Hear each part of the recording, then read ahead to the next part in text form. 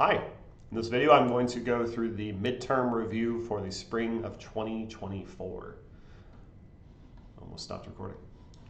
All right, let's get right into it with the properties of a normal distribution. Now there's a lot of properties you could tell me, some of which are kind of more of an advanced take on the same concepts.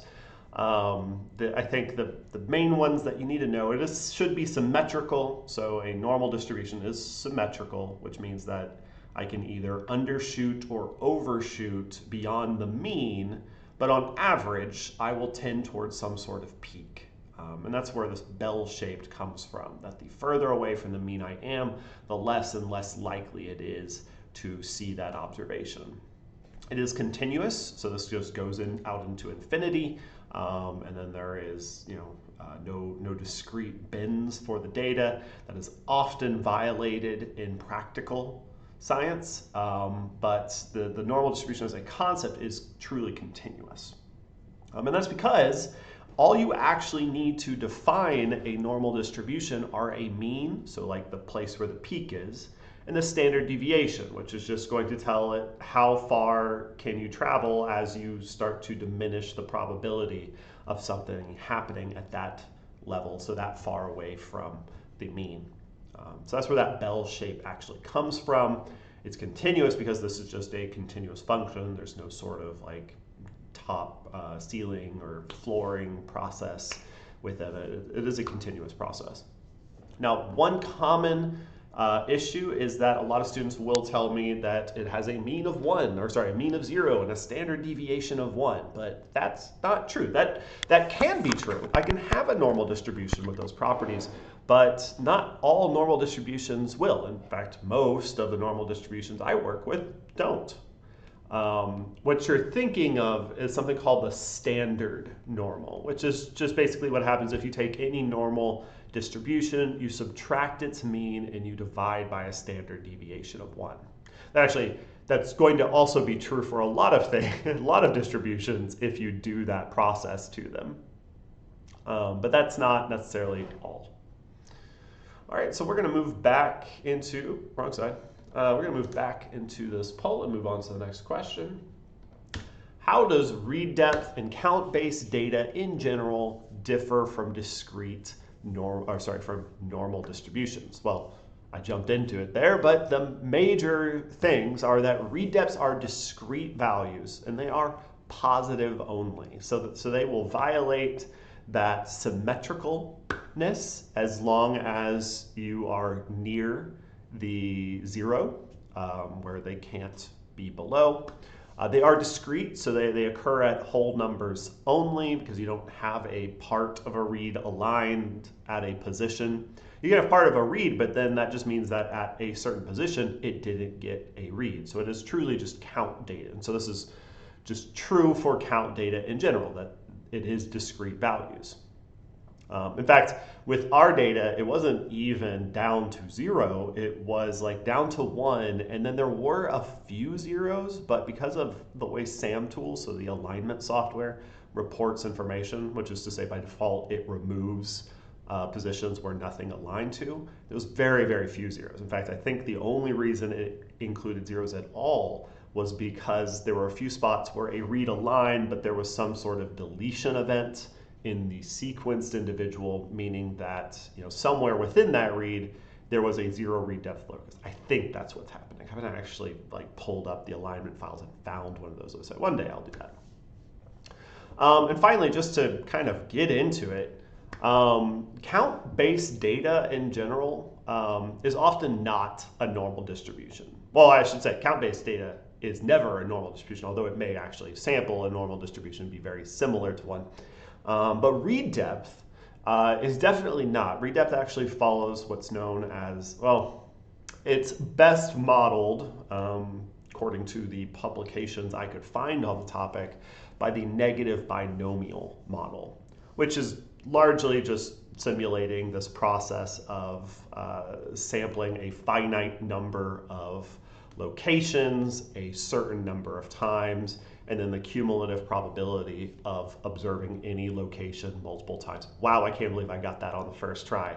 I don't really have to interact with that much, but if you are working with more like high level mapping tools and you really start to dig into how they work, at least the more advanced models are no longer doing things with normal distributions, which don't really accurately model what we work with. They're using these more complex mathematical models like the negative binomial. And that's all I know on the topic, so I'm going to move forward before I actually mess up. I did pretty good. Proud of myself. All right, I'm going to go on to this third. That's what you want to hear in a review, right? I'm going to go on to this third category, biology and statistics. So the next one, well, what was the major difference between first and second generation of man, I'm just going to take my picture off of here. It's too hard to work with. What was the major difference between the first and second generation of sequencing? So Sanger sequencing was only able to read a single sequence at a time. And so you'd have to have separate, like physically separate solutions in order to sequence separate sequences. In fact, even for a single sequence, you would typically have one solution that had the reverse sequence and one solution that had the forward sequence. And then you would sequence both of those with the knowledge that because you were doing it that way, you are able to determine like it coming from both directions. And so even though quality changes as you go across it, you can confirm using somewhat independent sources. There's some other reasons too, especially when you get into the presence of like indels and other things that make that process pretty tricky to actually sequence. But ideally, you wanted one sequence per solution. NGS, which is hard for the record, you have to do a lot of isolations and you have to do some sort of separation of fragments, and even then that can be kind of challenging. NGS, on the other hand, next generation sequencing, is massively parallel in the sense that it operates at a nanoscale, at the size of molecules. You simply space out the molecules and you rely on probability that at least some of them are going to be in isolation from the rest of the molecules. And so then you analyze any of those that just occurred in single isolations. You sequence those, which now can be up to millions of clusters at a time, and so it's just massively parallel. I mean, it just in inordinate numbers of increasing in efficiency. So really, really powerful advance, although it did take us almost 30 years to get. So I mean, good job on Dr. Sanger. Truly an astonishing accomplishment. All right, number 7. What was the most problematic issue with genome assembly that long-read sequencing overcame to allow for the newest generation of genome assemblies, such as the human telomere to telomere genome? The big one is simply repetitive sequences, that there are a number of sequences throughout the genome that have this issue of simply being the same sequence in multiple places through the genome. So like, for instance, let's say you get a sequencing read that's 150 base pairs landing somewhere inside a 650 base pair telomere. So it's much, much smaller than that telomere. Well, that telomere is the exact same sequence on chromosome 1, 2, 3, 4, all of the chromosomes for that species. And so that sequence could be from either side of any chromosome. I have no idea. And what if I discover that there's an interesting sequence there that might have implications on biology, but I don't know where it belongs? This was the challenge that we faced, is that we simply could not figure out where these sequences belonged. We knew they were there, we could see their sequence, but we didn't know how to stitch them together. And so the new advance was we got these longer read sequences that allowed us to, it was larger than that repetitive region. So as long as it eventually contains some unique information that allowed us to say, hey, that's not just a telomere, that's the telomere from the left side of chromosome 3. Now we can figure out where that special version of the telomere belongs, and we can assemble our telomere to telomere genome.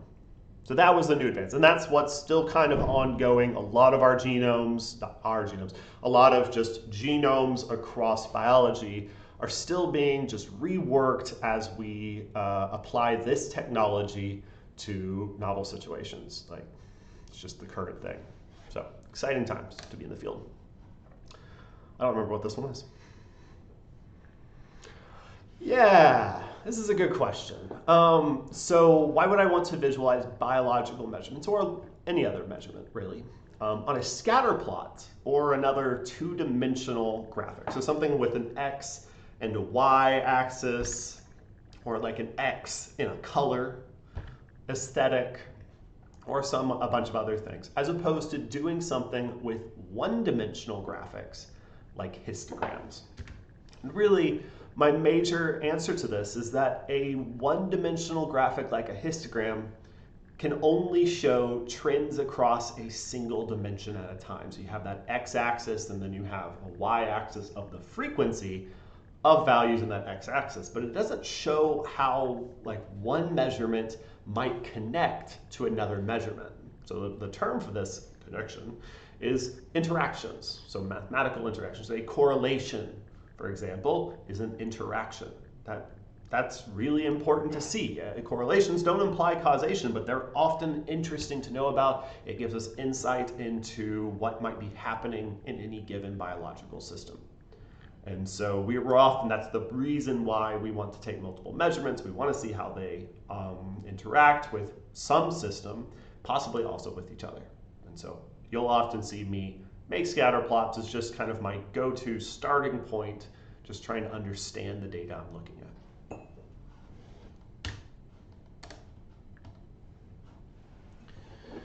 So this next question, and I'm sorry if that one's not quite legible. Let's see if I can get it a little bit bigger. No, I can't. That's not too bad. All right, we'll stay there for a second. So this is a data frame, for the record. There's a number of ways that I can tell that this is a data frame. The fact that it prints off as a table and that it seems to have a mixture of characters and numbers, although this doesn't have quotation marks, that makes me think it is a data frame. Now, it turns out there is a fringe case where a matrix could technically look like this, although it would be really strange. It would have to have row names that were specifically the value of the row, otherwise it prints off with square brackets. We would have to have column names, and then all of these values would have to be factor vectors, which is, to my knowledge, the only way to get a character, a very obvious string like this, to print off without quotation marks. So that's a really fringe case. So right away, I know that this is almost assuredly a data frame. Had you not had this text redacted, it says it's a data frame from the structure function. You could recognize that this text is text that gets printed just for data frames, and that's because that's the point of object classes, is they change how functions behave. In this case, the structure function changes how it behaves when applied to a data frame. It prints off the number of rows and the number of columns. And then it gives us the properties. And so within that, I can even see more features. I can see, first of all, the $sign indicating that it's some sort of list type data, because the $sign stands for all right, the text following this is the name of the container, and each one of these dollars indicates a different container. That's just what happens whenever you have a list type object with names for its containers. I can see down here that one of those containers is a factor. That's going to tell me that it definitely cannot be a matrix, even if I didn't know any of these other clues. And so in total, this is definitely got to be a data frame. At the very best, it's a really strange list type object, but it's kind of what a data frame is. So I believe that's what all of this says. Yeah, I didn't miss anything. Cool. This next one, what is the class of object 1? And so here I am doing an extraction. In this case, I'm starting with a data frame, so the data frame named Iris. I'm extracting the first 10 rows, so 1 through row 10. Then I'm also extracting 1 through column 2. And the thing to know about extractions is that they won't simplify if there are still multiple containers. And that's because containers have the ability to be different types of data, and if R just kind of arbitrarily stuck them into a single container, that could potentially damage or even cause the destruction of information. And so even in the situation where R could, so like these two are both technically the same type of data, they're both numeric type data, R won't do it. So this resulting object is still just a data frame. It doesn't try to simplify it to say something like a matrix, even though I think you could store all of this information in a matrix successfully. It doesn't do it. Now, if I made this a single row, that's where students really get tripped up. So if this was just row 1 across columns 1 through 2, a lot of students might tell me, well, that's a numeric vector because it can be a vector, but that's not true. It would still have 2 columns. So it still remains a data frame. The opposite, if I had only column 1 across, rows 1 through 2 or 1 through 10, that does simplify because that is the contents of a single column. R simplifies a single column, at least by default, to whatever type of vector was inside that column. It's kind of a weird, I kind of don't like it, behavior of R. Now, all right, next up. What is the class of each object in the outputs below? Okay, so this first one, I'm extracting the first through fourth values from the letters object. The letters object is just A through Z, lowercase letters, so it's 26 values, so this will just be A, B, C, D. That is going to be a character vector. This next one, I use object 1, and I attach positions 1 through 4 as a separate column. So this will create a data frame with the column names lower and pos for position. Into a data frame. That's a data frame. Easy enough. This one, I'm extracting the contents of the of the position column. I don't know why I said third. Oh, because of the dollar sign. But yeah, so extracting the contents of the position column. Well, the position column was integer, actually. Although if you told me numeric, that would have been absolutely fine. So you very rarely have to distinguish between the 2 and R. This next one, I am extracting all columns from object 2, so it doesn't matter, it's going to be a data frame. And that's because anytime you're extracting more than one column, it's going to remain a data frame. This last one, I am extracting the same rows, but from only the first column. That means it is going to, this is that weird behavior moment, it's going to simplify the data frame to whatever type of data was inside that container. In this situation, the first column contained object 1, which means that it is going to return a character vector. So this one technically should have been integer, technically. Although I had to accept numeric. I was going to fix that though. All right. What's that data structure? No, this is order of operations. So this one I am asking for you to put it in the order of execution. Let's see if I can make that a little bit bigger. Yeah, there we are. So in this one, I'm going to put my face back. Hi.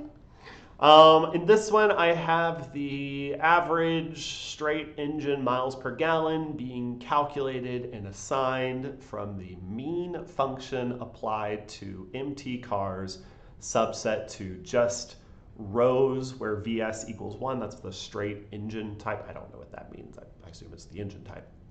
And the miles per gallon column. So that is what's going to happen. However, the order of operations is not from left to right. The order of operations is tricky. What I generally recommend is think through it in terms of what needs to happen in order for the next step to occur. Because at least in well-structured code, you're not going to have too much ambiguity. I just say throw in parentheses. They make it very easy to specify if you're ever unsure where something falls in order of operations. There's just so many symbols. Like trying to memorize those is pointless. The SOHCAHTOA would be as long as this page. So let's dig into it. Well, I can't assign, and you can't see my cursor, I can't assign until I know what the mean is. I can't find the mean until I know what this extraction did. I can't do the extraction until I know what rows to extract. I can't compare the values to 1 until I know what values to compare. Ultimately, this is my first function that has to occur. So the dollar sign will be first.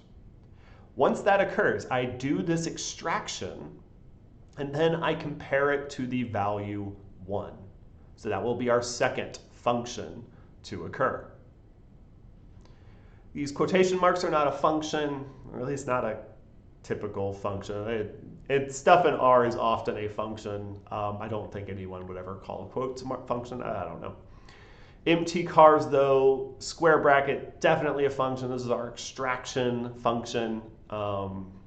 And so this is going to be all one function. So this is argument 1, this is argument 2. Here's the end of the function. And using that to extract from empty car. So that is our next function, is that extraction. Once that extraction has occurred, the mean can finally do its thing, calculate the average miles per gallon across those straight car row values. And finally, the assignment function occurs last. So dollar sign equals equals square bracket mean assignment. Talk it out like that. It really does seem to help. So this is a fun question. I saw a lot of really good, clever answers to this one, and that's what I like to see. I mean, there is a ton of different ways. I've made some really kind of weird ones, but these all work. But this question is asking you, first of all, what is the class of object 1? I don't know why. I guess it was in the data structures question, but I just wanted a good question for you. It's going to result in a logical vector, for the record. So it does this extraction, that's going to produce a numeric vector, and then it's going to compare it to the number 4.5, that's going to produce a logical vector. So that's the first part. Now, calculating the number of falses, which is 146, is not too bad. Here's probably the way I would normally do it. So there's a lot of ways that we can do this, but my most common way is going to be rely on the fact that logic can be coerced into numeric really easily. Trues become 1s, falses become 0s. So if I do any sort of math on it, I can rely on that and use a mathematical strategy that allows me to calculate the answer. So this is the way I would normally do it. What's happening here is I am negating the logic first, so I'm converting all the falses into trues and all the trues into falses, which means that if I then find the sum of that, well, I'm finding the sum total of the numbers of not falses, so trues at that point, which gives me the correct answer. This is another kind of clever answer. I think most people would probably just say table object 1. They would see both the number of trues and the number of falses. Although here I showed that technically you can then extract from that and truly only return the number of falses. But this would be sufficient just to even see it. The length of object 1 minus the sum of the number of trues. I saw that answer quite a good number of times. Certainly a reasonable answer. This one's a little bit convoluted, but it does work. So 1 minus the mean of object 1, so that's going to give us the proportion that are false, and then multiplying that by the length of object 1 returns the number that were false. Just me getting clever. All right, not quite halfway through, but getting pretty close. Please conceptually answer the following question. Well, what's going to happen is in this function, iris first is extracted using this two-dimensional extraction. Fine. It's going to extract rows 1 through 10 across columns 2 and 3. Well, 2 through 3, which is just 2 and 3. So that's going to return a data frame because there was multiple columns. And then from that data frame, I'm going to extract the first column. Well, what used to be the second column in this resulting data frame is now the first and second column in this resulting one. And so if just extracting number 1 from that corresponds to column 2 from iris. So if I was trying to conceptually describe this, I would say something like the first 10 values from the second column of iris. It gets a little bit confusing, but I think that's fairly understandable. This was a silly question, and I'm probably going to have to remove this from next year, but I just like to give y'all something that's a little bit more challenging. This was originally one of the later ones, but I made a better question. So this argument down here is definitely something that if, say, this was the exam, you would have full access to the PASTE-O documentation, where it describes what collapse does. Collapse is going to be the symbol that it places between vector values in order to stick them together. So what this is going to do is you first generate a vector of a bunch of numbers. So this is the capital E, this is X, this is T, this is R, this is A, C, T, I, O, N, extractions, plural. You can't see the S off on the side of the screen. So it's going to take all those values and it's going to stick them together into a vector. And then PASTE-O with collapse will stick them together with nothing in between them. And if I wanted to say, I don't know, put like line breaks in between them, I could do that. If I wanted to put dots or underscores, I can do that, or spaces even. So there's a lot of like uses for PASTE-O anytime I'm playing with strings, like maybe I'm creating some new column names, or I'm just trying to analyze multiple things at the same time. I will do this function. So it spells out extractions. That's just a silly question. Didn't really look like anything on the test, for the record. So the next one says, write code that prints the rows of empty cars where both the following are true. So the answer to this one is, grab the wrong guy, is not too bad. So I want the VS column to be 1. So this is me doing that. I want the horsepower to be less than 100. So this is me creating logic that does that. At this point, I have 2 equally sized logical vectors. I can then compare them to get where both are true. So position by position, if one is true and the other is true, then moving down, I don't know why I'm gesturing with my hands, you can't see me, moving down each position and checking to make sure they're both true. Anywhere they are both true, it's going to return true. Anywhere where one or both are false, it will return false. And so together, they form a same length as either one of them logical vector, but it's the combined analysis in the sense like of the trues and falses have been combined into a single value. That can then be used to control an extraction, so it will pull out the values where both of those were true. I am currently returning all columns because there is nothing here, it's just a space.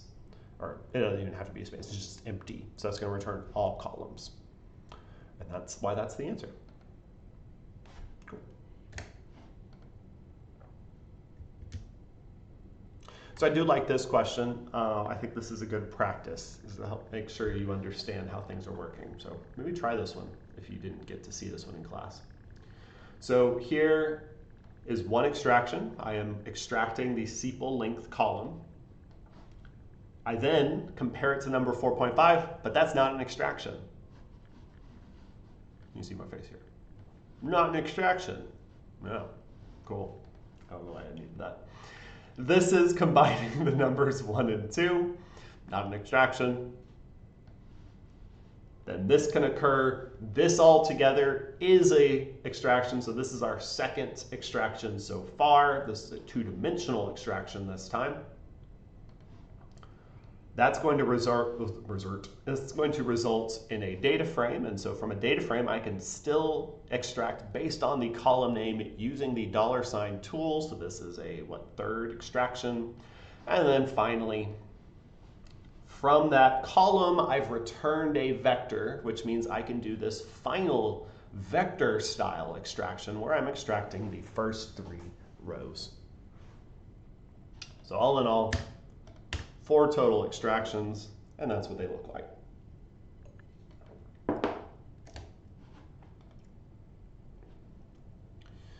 This next Next question asks you to look across all columns of iris. I know the screen's really small, you won't be able to see it, but so I'll just read it to you. Print all columns across the rows of iris where petal length or petal width are greater than 6.6 or 2.4 respectively. And just to help clarify that, we made this plot so that you can see what we're talking about. Here is the petal length and the petal width of iris. Here is 6.6 on the petal length side. Here is 2.4 on the petal width side. Here are the values that have a higher petal width. Here are the values that have a higher petal length. Interestingly enough, none of them have both. And so what I was asking you to do is write logic that would return these or these. So anytime you're seeing or, you should be thinking of a pipe symbol. So let's see if I can scroll down. No, I can't scroll down. Sorry. So here it is down here, but the answer ends up being that you create a vector of 6.6 compared to the petal length. The petal length should be greater. That's going to result in a logical object. You extract the petal width, you compare it to the number 2.4. Petal width should be larger. It's going to create a series of trues and falses and a second series of trues and falses. But then we need to compare those trues and falses to each other so that we have one kind of summary true and false. So just the positions that were true in one or the other. So to do that, we use our OR symbol, which is the pipe symbol. And altogether, that generates a logical vector capable of extracting those red dots. I then just use it in my two-dimensional extraction tool so that I get all columns back, hence the after the comma being empty, and iris is being used to pull the data from. So that's it.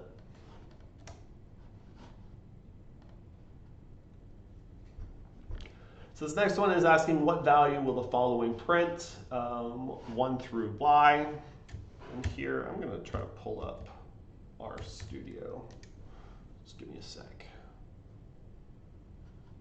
We can follow along with some of these. Some of these are going to get a little bit more complicated as we get into the more advanced functions.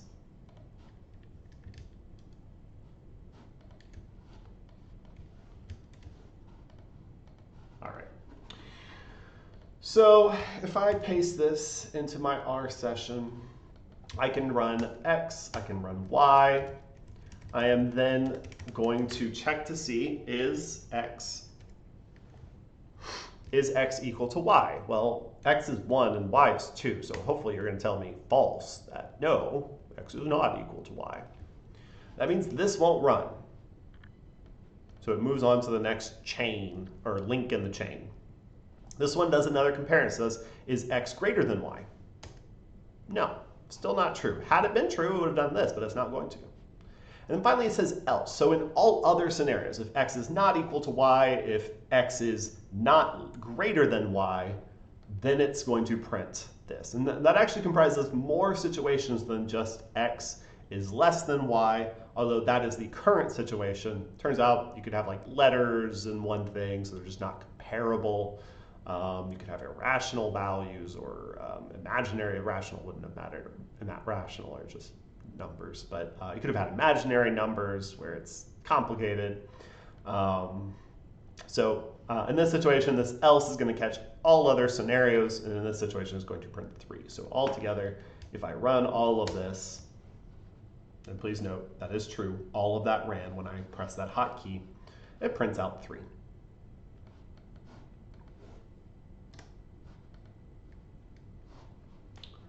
This next one, the answer is that if I have a input into a logical check where the logic here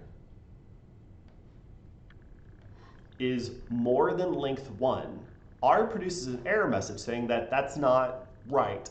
It needs true or false. It cannot handle, in this case, it would be false, true, false. It can't handle that. It doesn't know how to control this kind of binary operation. It's either going to print it or not. It can't do that 3 times.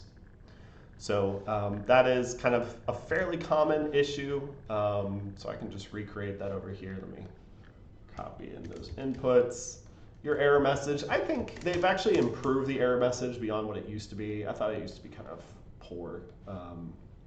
But now it's just the condition is length greater than 1. Kind of tells you that, yeah, it's this problem right here. This is greater than length 1.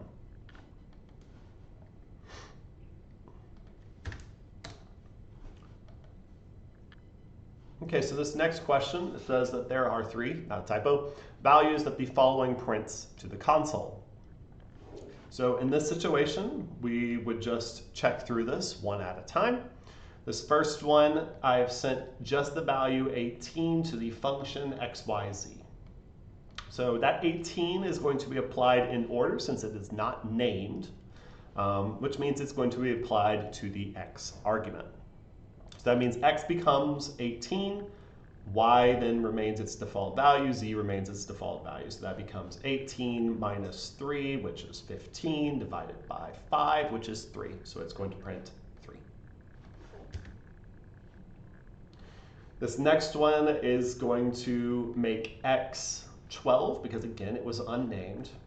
2, also unnamed, which means it's going to become the second argument, so y. So this is going to become 12 minus 2, which is 10, and then divided by z, which is 5 right now. And so that will result in 2. Keep looking away. This next one, we have z equals 2. So that's going to override its original value. And then this 5 is unnamed, which means it gets applied to the first argument, which is x. So this becomes 5 minus 3, so 2, divided by 2, which of course is 1. However, it's then assigned to this object out, which means nothing gets printed. Very tricky concept, but it's the data that is returned. If I don't assign it to anything, I don't really tell R what to do with the data, it will tend to print it. It's not true for every class of object, but it is true for most of your base R objects. This next one, we had z equals 2, so that is going to overwrite its original value. We have x is 13. That's going to be x minus, or 13 minus 3, that's 10, divided by 2, so we get 5. And that's it. So we get 3, 2, and 5, the only things actually printed.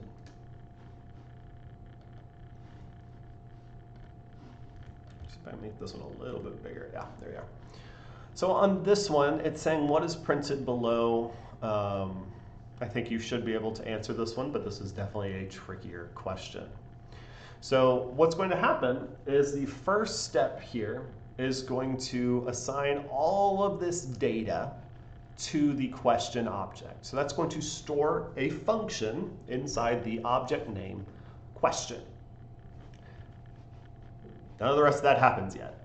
So it's not until I try to use the function that any of the stuff inside actually runs. So here I am going to check the class of questions of the question object and see, is it logical? The answer is false, so it's not logical, it's a function. So that's going to return false, which means this does not get run.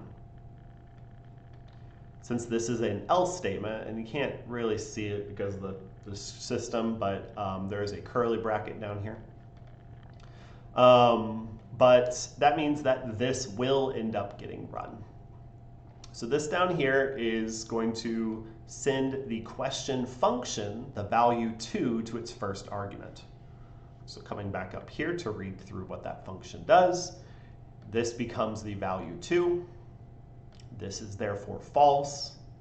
This does not get printed because none of this inside the curly brackets gets run. X does equal 2, triggering this to be printed. Additionally, that means this doesn't occur because else, well, it's not else. We had a true. So we've broken the chain. Finally, it returns X. So the tricky part is most students aren't going to have noticed, but it definitely prints function. And then because we returned unassigned data, it also ends up printing the value too.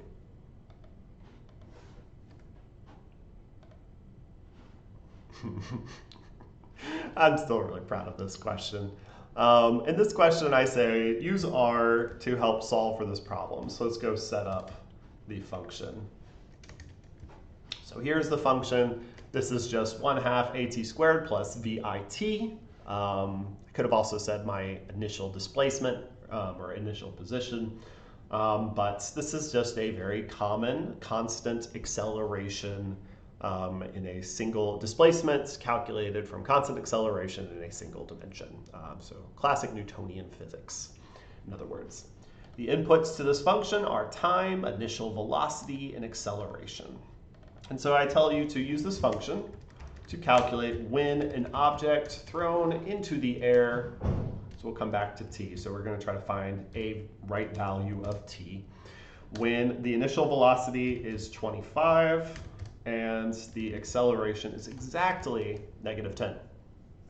So in this situation, you could just sit there and play with it for a while, although I did say, or you could try to do like the algebra and calculate when the top is, but let's be lazy. We're biologists, not computer scientists, or physicists for that matter.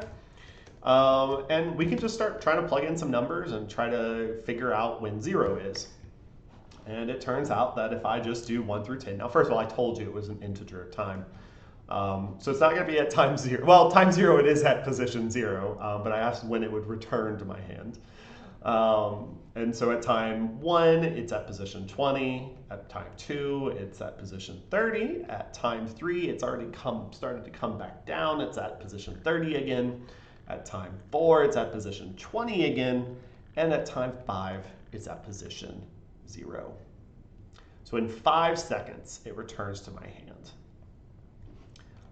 So that's really it. You only needed one check here, but most of this was just parsing through my words, figuring out how to assign them to the function, and then just being bold and plugging in some things, recognizing that we can do vectorized math in R.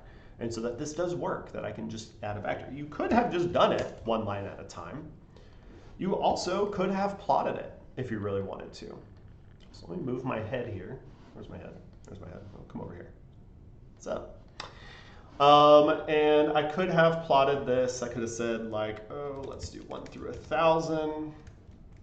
And then we'll just divide all of that by, what, 100? Yeah, 100. And then we will plot these values as my x values. And then we will do y equals our displacement over that time. And if we do that, we can see our lovely parabola. And here is the point where I'm catching it again. Additionally, if you wanted to calculate how high did it travel, so how high was it at this point when the slope is 0, then, well, when the velocity is 0, which don't worry about it. I don't need to teach physics right now. And if we do that, we just need to divide our time point by 2. So halfway from when it's back into my hand, it will be at its apogee, at the apex of its trajectory. And so 25 and -10. And we can see that it traveled up 31.25 meters in total. So that's it. Cool. Hopefully that was fun. I thought it was a fun question. All right, moving into regex. So regex, there was a list of symbols that I asked you to memorize. You will still need to memorize those. This is just an incomplete list of those symbols. In this question, I asked you to write a pattern that would contain an E eventually followed by an M. So that E could be, the M could immediately follow the E. It could be 1,000 symbols away. But the important part is an E eventually followed by an M. I probably should have said an E through the last M in the sequence. But if I said that, a lot of you would try to put like a $ or something next to the M, which indicates the end. But I don't mean at the end of the sequence. I just mean if there are multiple M's, it should go to the last one. But the answer that I typed here, which was E.**M, reads as follows. This is just an E, regular old E, no, nothing special. Any E will count. That's lowercase. Then the dot represents a special character, and then the asterisk modifies the previous thing. And so in this case, together, they mean any character 0 or more times. So that means an E immediately followed by an M is a match. That's an E followed by 0 or more of any character followed by an M. If it is E blah, blah, blah, blah, blah, blah, M, also acceptable. Any character 0 or more times. So that's why this one works. That's it. I guess in the last example, had I put a plus instead of an asterisk, it would have had to have had at least one character in between the E and the M. This next question says, write a pattern that makes the following code return all values that begin with an S or end with an M. And then it gives you a couple of examples. So in this situation, I'm asking you to use 3 different symbols. One symbol standing for the beginning of the string, and that's a caret symbol. One symbol that stands for a logical OR, so saying that it can match this or it can match this. And the $ symbol, which stands for the end of the string. And that's it. So together it would look like that. The caret goes before, so it represents the beginning of the string. So it's beginning of the string immediately followed by an S, or an M immediately followed by the end of the string. And that's how that works out. Last regex example. Here I have the question where I want a P followed by an I should be replaced with exclamation point, exclamation point, exclamation point. So anytime I say replacing, you should be thinking of G sub, which has a pattern followed by a replacement. And then the final argument is what to do that. What to do that in. In order to do this, you have to answer a certain question first, is when should this match stop?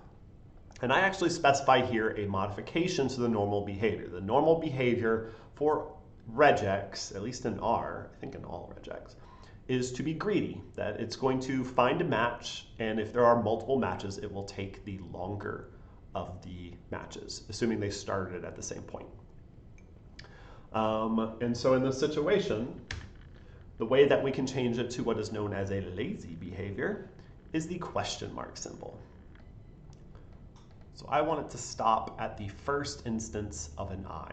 And so the way we do that is we do the P, that tracks.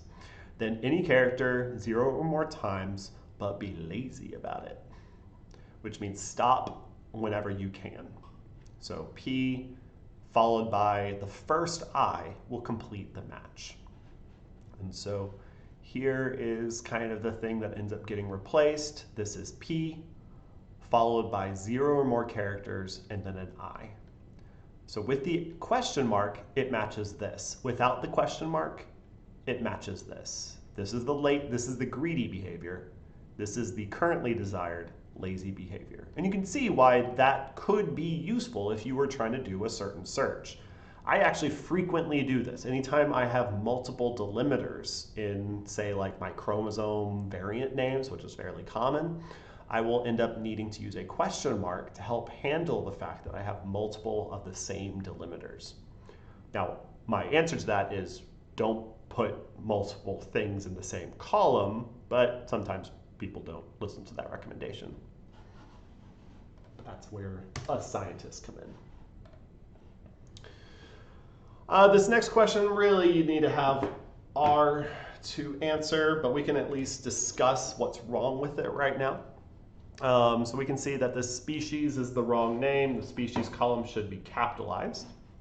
Additionally, this is the first argument that should be going to X, but I want species to be on the X column, so I could either name these, so I could name this one Y and I can name this one X, or I could just flip their order. Finally, I have the iris $sign here. And this one actually doesn't throw an error, but it's not ideal.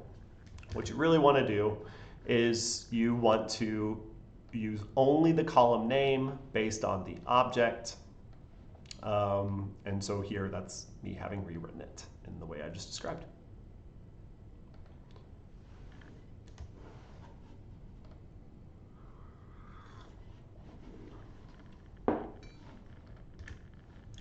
Okay, so this one takes a little bit more explaining, but I think it's mostly easily shown via the plot.